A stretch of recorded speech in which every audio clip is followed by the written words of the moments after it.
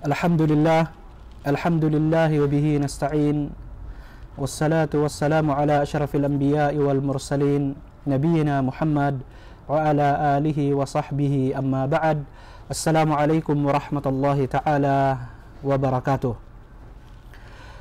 Mga ginigilyo namin at pinagpipitagang tagapagsubaybay,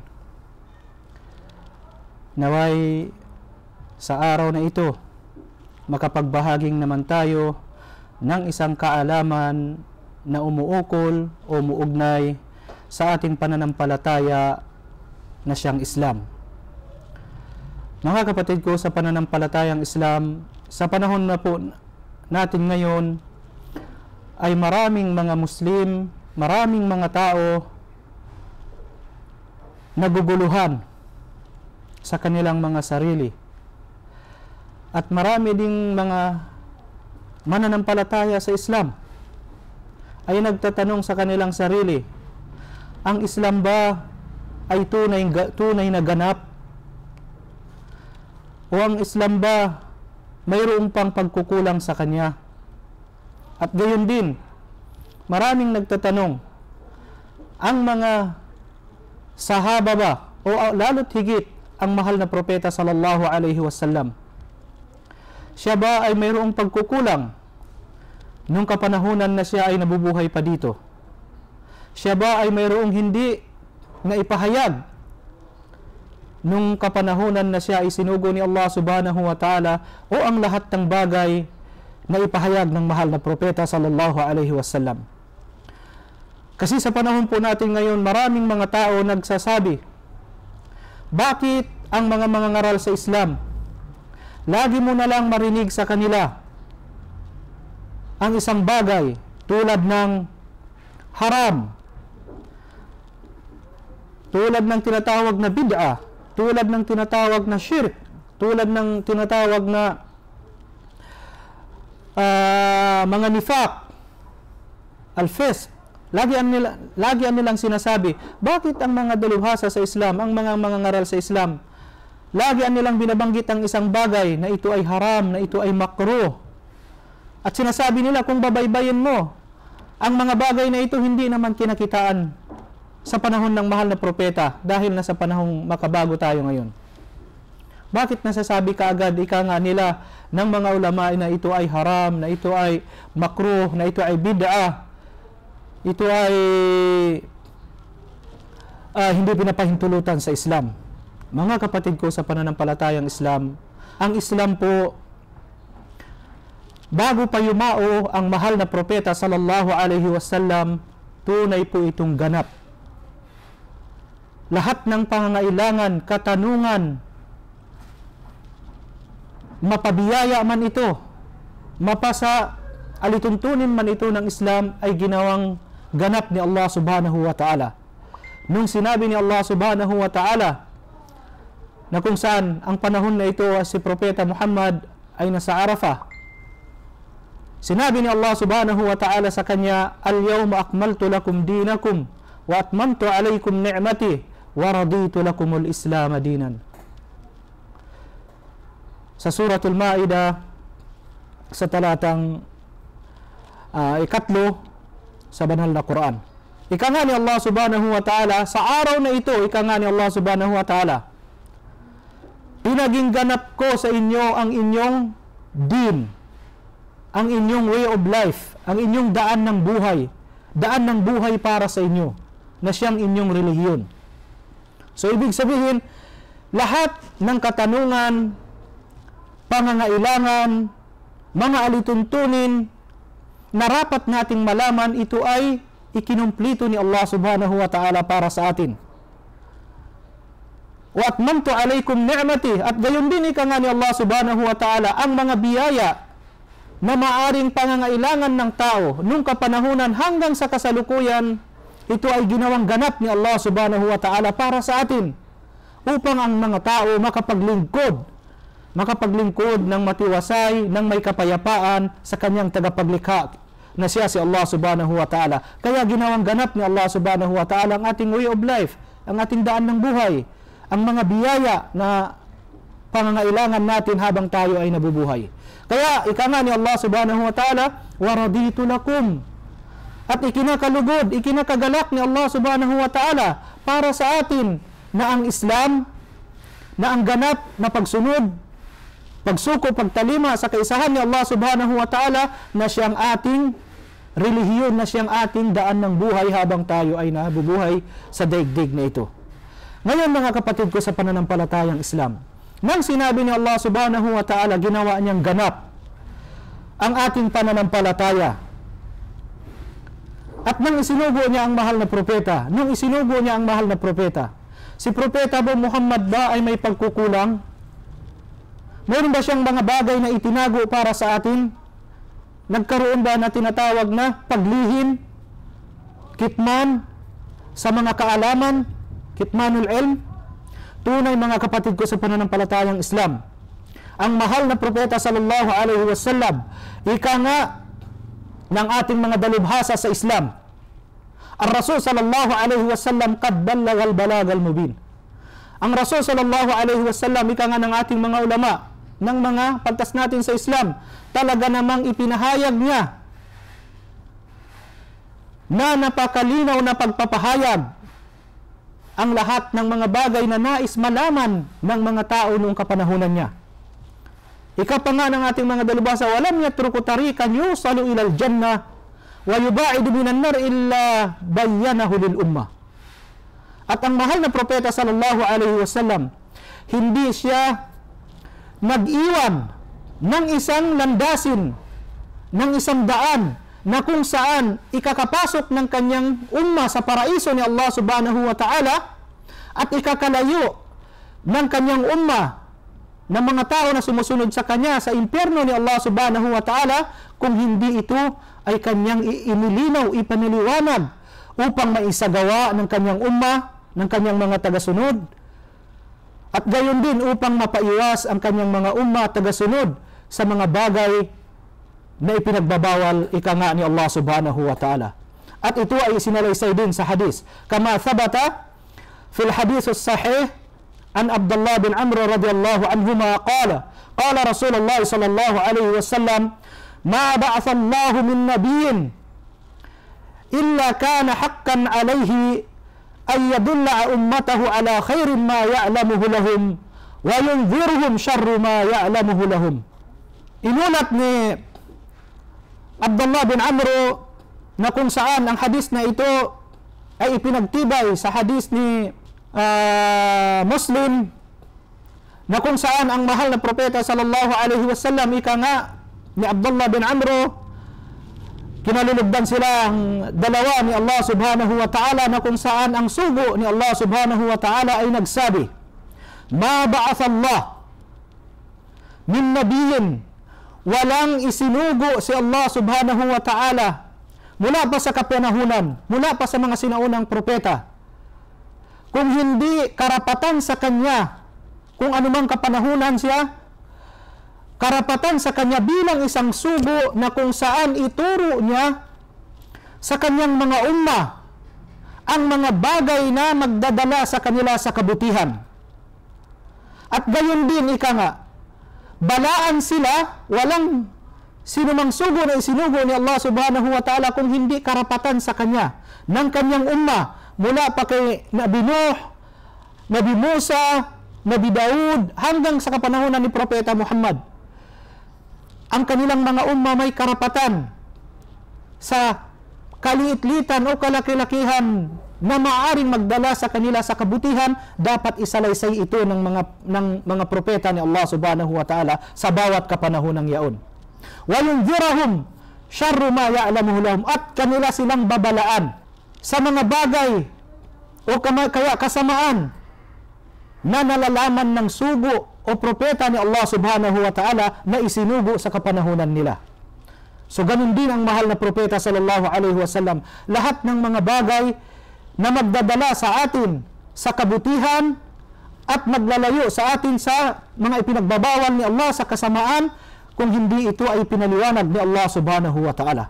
Ipinaliwanag ng mahal na propeta sallallahu alaihi wasallam para ating maisagawa at upang na rin maiwasan natin bilang mga tao na sumusunod, tumatalima, kay Allah subhanahu wa ta'ala. At ipinagtibay pa ito sa isang hadis ng Rasul sallallahu alaihi wasallam na kung saan sinabi ng mahal na propeta Muhammad sallallahu alaihi wasallam, "Ma taraktu min shay'in yuqarribukum ila Allah, ma taraktu min shay'in yuqarribukum ila al-jannah illa wa qad haddathtukum bihi, wala min shay'in yub'idukum 'anil nar illa wa qad haddathtukum anhu." Sinabi ng mahal na propeta sallallahu alaihi wasallam, ganun ka masikap ang mahal na propeta sallallahu alaihi wasallam sa pagpapahayag alang-alang sa ikakabuti ng kanyang umma. Sinabi ng mahal na sugo na propeta Muhammad sallallahu alaihi wasallam sa kanya, isa sa kanyang mga tinuran, sinabi niya, "Ma taraktu min shay'in." Hindi ako, sabi niya, nag-iwan ng isang bagay, yuqarribukum ilal jannah, na maglalapit sa inyo na aking mga umma sa paraiso ni Allah subhanahu wa ta'ala, illa wa qad haddathtukum bihi, kung hindi ang bagay na ito ay aking isinalaysay para sa inyo upang inyong maisagawa para sa ikakalapit nyo sa paraiso ni Allah subhanahu wa ta'ala. At gayon din sinabi ng mahal na propeta sallallahu alaihi wasallam, "Wala min shay'in yub'idukum 'anil nar." Walang bagay na kung saan maghahatid sa atin o kaya maglalayo sa atin sa apoy na impyerno ni Allah subhanahu wa ta'ala kung hindi ito ay isinalaysay ni Propeta Muhammad sa atin upang ang mga bagay na ito ay ating maiwasan sa ating mga sarili at mailalayo natin ang ating sarili sa tiyak na kapahamakan doon sa apoy na impyerno ni Allah subhanahu wa ta'ala. Gayon kamasikap, mga kapatid ko sa pananampalatayang Islam, ang mahal na propeta nung panahon na siya ay nga nabubuhay sa daigdig na ito. Ibig sabihin, ang mahal na propeta hindi nagkulang kahit sa kaliit-liitang bagay. Kaya hindi natin pupwedeng sabihin sa panahon natin ngayon, bakit ang mga dalubhasa natin nga nagbabanggit ng mga bagay na kung saan, bakit hindi na lamang nila gawin ang bagay na ito dahil nangyayari sa makabagong panahon. Hindi sa panahon na Propeta Muhammad, hindi na lang tayo makisama. Tulad sa mga pangyayari sa panahon ngayon, sa mga social media, sa ating mga nakikita, bakit daw tayong mga Muslim hindi maaring makisama sa mga gawain, sa kahit na anong kalagayan? Mga kapatid ko sa pananampalatayang Islam, tandaan po natin, ang mahal na propeta sallallahu alaihi wasallam nung kapanahunan niya, nung doon pa man siya sa Makkah, sa Quraysh pa siya, hanggang dumating siya sa Madina, ilang mga tao, nung siya ay nagpapahayag, nakiusap sa kanya ang mga Quraysh, nakiusap din sa kanya ang mga Hudyo, na sinabi ng mga Hudyo at ng ilang mga Quraysh, gagawin namin yung kagustuhan mo, O Muhammad, gawin mo rin yung kagustuhan namin. Kung dumating yung mga kagustuhan namin, makisama ka. Maraming mga taong nagsabi sa ganun kay Propeta Muhammad. Ang Propeta Muhammad ba sallallahu alaihi wasallam, siya ba ay nakisama doon sa mga kagustuhan ng mga tao? Tunay, mga kapatid ko sa pananampalatayang Islam. Kaya yung mga Hudyo, nung inakay nila si Propeta Muhammad nung panahon na yun, na makisama sa kanila, isa yun sa mga dahilan kung bakit ibinaba ni Allah subhanahu wa ta'ala ang suratul kafirun. Kul ya ayyuhal kafirun, o sabihin mo, O Muhammad, doon sa mga hindi sumasampalataya kay Allah subhanahu wa ta'ala, la a'budu ma ta'budun, hindi ko sinasampalatayanan, hindi ko sasambahin, hindi ko yuyukuran ang mga bagay na sinasampalatayanan ninyo, ang mga bagay na sinasamba ninyo. Ganun din dapat sa kapanahunan natin ngayon. Bilang mga Muslim, hindi lahat ng ating nakikita sa tingin natin ito ay maganda, na dapat na rin tayo ay gumawa ng mga bagay na yun. Dahil tunay, mga kapatid ko sa pananampalatayang Islam, bilang pagpapatibay pa na ang mahal na propeta ay isinalaysay niya kahit kalitliitang bagay. Sa hadis ni Abi Dharr radhiyallahu anhu, sinabi na Abi Dharr, laqad tufiya Rasulullah sallallahu alaihi wasallam wa ma ta'irun yuqallibu janahayhi fis sama' illa dhakarna minhu ilma. Sinabi ni Abi Dhar, talaga namang yumauna ang mahal na propeta sallallahu alaihi wasallam. Ito po nung pumayapa na ang mahal na propeta. Sinabi niya, talaga namang namayapa na ang mahal na propeta, ang papuri at kapayapaan ay mapa sa kanya. Ngunit sinabi ni Abi Dhar, nagbigay siya ng halimbawa, وَمَا طَائِرٌ يُقَلِّبُ جَنَاحَيْهِ فِي السَّمَاءِ إِلَّا ذَكَرْنَ مِنْهُ إِلْمًا.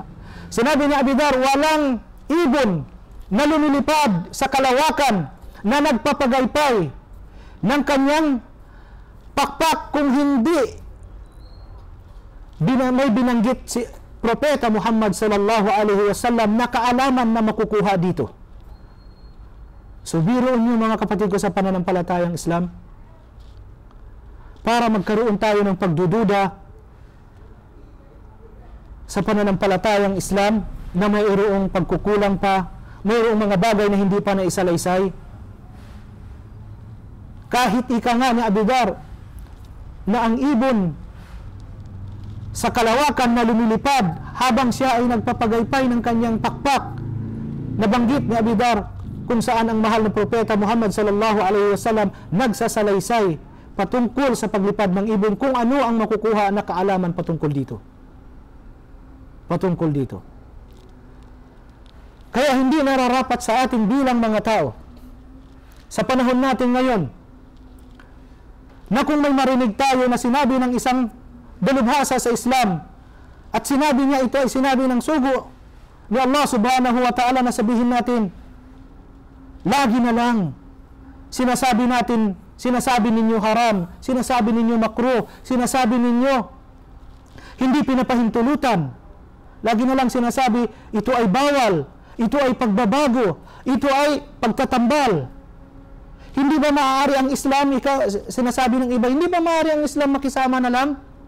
So tunay mga kapatid ko sa pananampalatayang Islam, ang batas ng Islam ay hindi maaaring sakupin ng sinuman.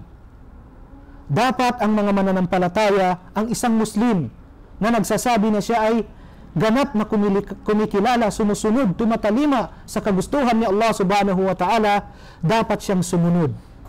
Kapag narinig niya, dahil wala na po tayo sa kapanahonan ni Propeta Muhammad, yumao na si Propeta Muhammad, sino ang pagkukunan natin ng mga kaalaman? Ang ating mga ulama, ang ating mga dalubhasa sa Islam. Sila ang pagkukunan natin ng ating mga kaalaman.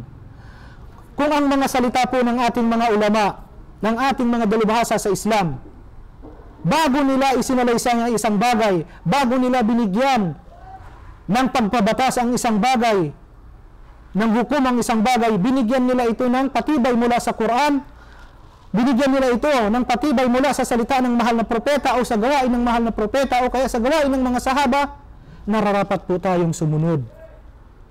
Hindi ang tuligsain natin ang mga bagay na ito. Kahit po sa makabagong panahon na tayo ngayon, tulad ng ating mga nakikita ngayon, maraming mga Muslim gumagawa ng mga bagay na ipinagbabawal sa Islam. At sinasabi nila, hindi daw ito nangyari sa panahon ni Propeta Muhammad.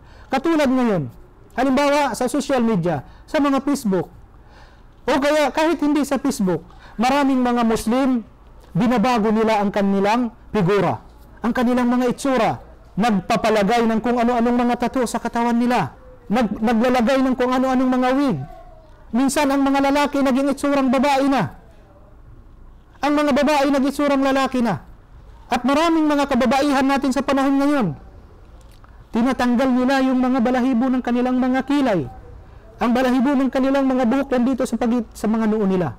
So pag sinabi mo sa kanila, narinig nila sinabi ng mga ulama, ito ay pinagbabawal sa Islam, ito ay haram gawin ng isang Muslim, at lagi nilang sinasabi, wala man ito sa panahon ni Propeta Muhammad. Bakit hindi nakikisama ang mga ulama? Tunay mga kapatid ko sa pananampalatayang Islam, ang mga ulama ay hindi maaaring tumaliwas sa kung anuman ang katuruan ng pananampalatayang Islam.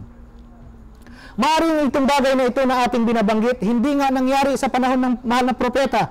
Ngunit, ang diwa ng bagay na ito na ating nakikita ngayon, ay makikita ang diwa niya doon sa salita ng mahal na propeta Muhammad. O makikita ang diwa niya mismo sa salita ni Allah subhanahu wa ta'ala na siyang Quran. Halimbawa na lamang, binago natin ang itsura natin, nilagyan natin ng wig, inoperahan natin ang ating mga mukha, nilagyan natin halimbawa ng mga tattoo. Hindi ba ito pagbabago sa kung ano ang kalikasan ng pagkalikha sa atin ni Allah subhanahu wa ta'ala?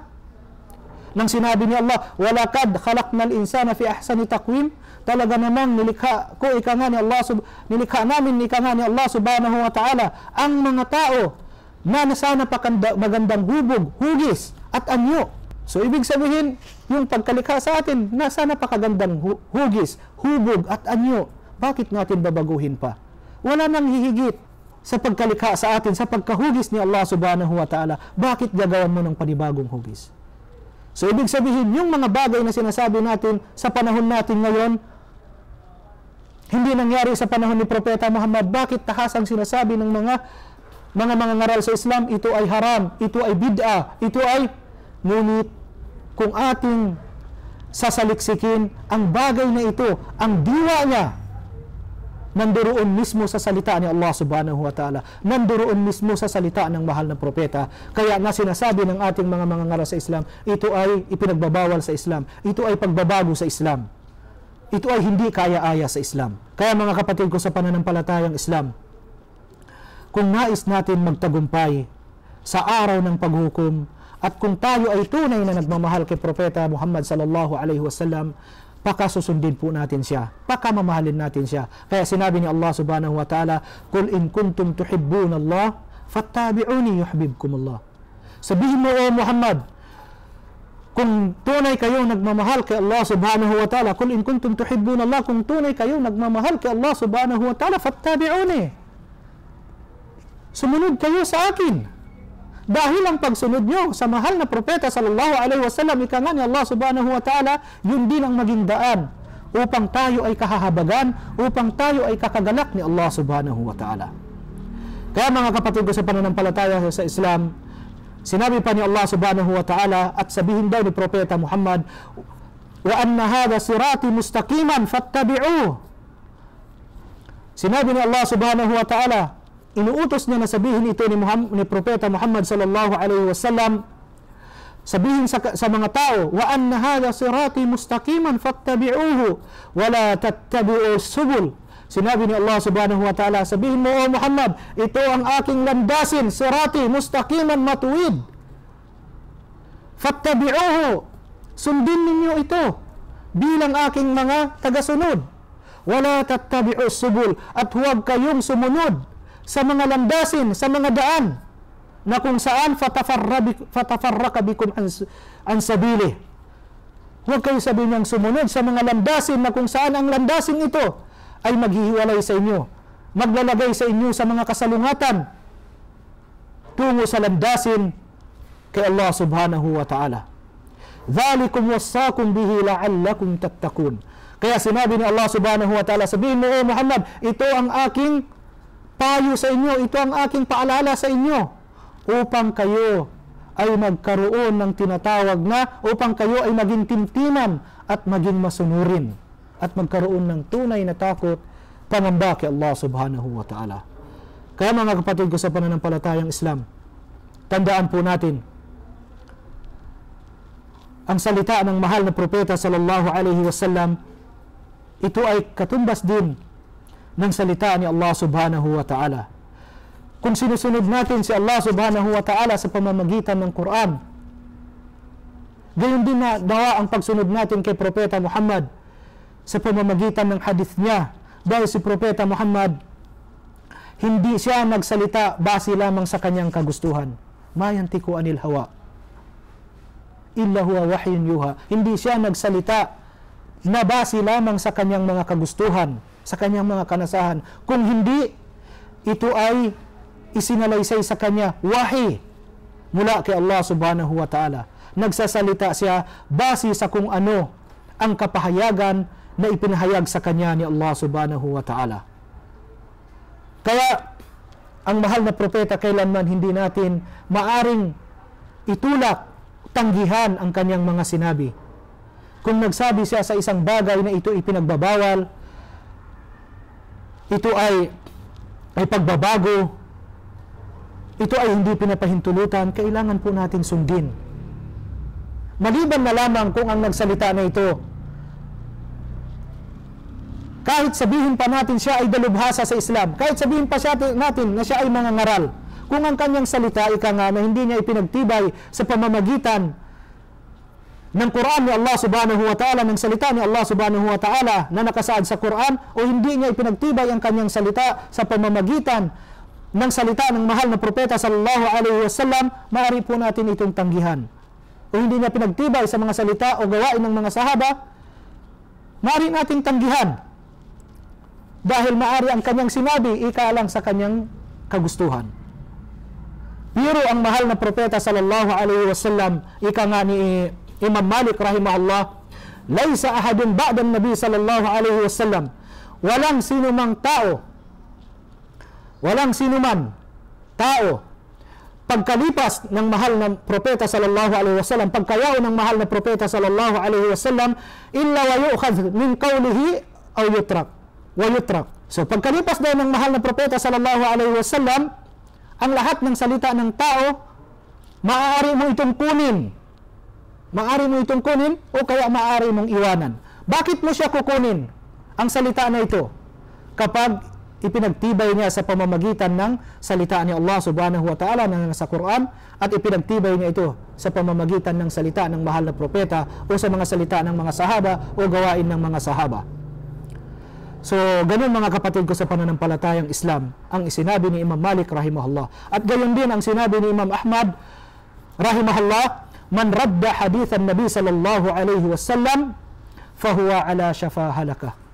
Sinabi ni Imam Ahmad rahimahullah, sino man ang itinanggi niya, ibinalik niya lamang ang mga tinuran ni Propeta Muhammad sallallahu alaihi wasallam pagkatapos niya marinig sa kadalawang tainga niya, tunay ika nga sinabi ni Imam Ahmad bin Hanbal, fahuwa ala shafa halakah. Siya ay nasabukana, nasabungad na ng pagkasira, ng pagkalipol o ng pagkawasak. Naway mga kapatid ko sa pananampalatayang Islam, hindi tayo mapabilang doon sa mga tao, na mapabilang doon sa mga tumalikod, na mapabilang doon sa mga tao na nagsasabi, bakit lagi na lang sinasabi ng mga ulama na ito ay haram, ito ay makruh, na ito ay bid'ah. Sana hindi tayo mapabilang doon, dahil ang lahat ng bagay na isinasalita ng mahal na propeta o ng mga ulama sa panahon natin ngayon, hindi nila ito isinasalita base lamang sa kanilang mga kagustuhan, kung hindi ito ay ibinasi nila mismo, kung hindi sa Quran na salita ni Allah subhanahu wa ta'ala, kung hindi naman ibinasi nila sa Quran, sa hadis ng mahal na propeta Muhammad, o kaya sa mga salita ng mga sahaba na nabuhay sa kapanahunan ng mahal na propeta. Kaya naway ang bawat isa sa atin, kapag nakarinig tayo ng mga salita ni Propeta Muhammad, tanggapin natin ito at isagawa natin sa ating mga buhay, dahil ika nga ni Imam Ahmad, ang sinumang tumanggi, iwinaksi niya lang ang salita ni Propeta Muhammad, siya ay nasabungad na, nasabukana na ng pagkasira, at ang pagkasira ito ay walang ibang patutunguhan kung hindi ang kaparusahan ni Allah subhanahu wa ta'ala sa kabilang buhay. Naway nagkaroon po tayo ng kunting kaalaman sa ating itinalakay. Inshallah, pagpalain tayo ni Allah at gawaran niya tayo ng tamang gantimpala sa bawat gawain na ating iginawa para sa Kanya, at sa ating mga pagsamba, sa ating mga pagsunod na ginawa. Naway pagpalain tayo ni Allah subhanahu wa ta'ala at igawad niya sa atin sa araw na tayo ay yumao na ang Kanyang paraiso, at naway ang kapayapaan ay mapasa lahat. Assalamu alaikum warahmatullahi ta'ala wabarakatuh.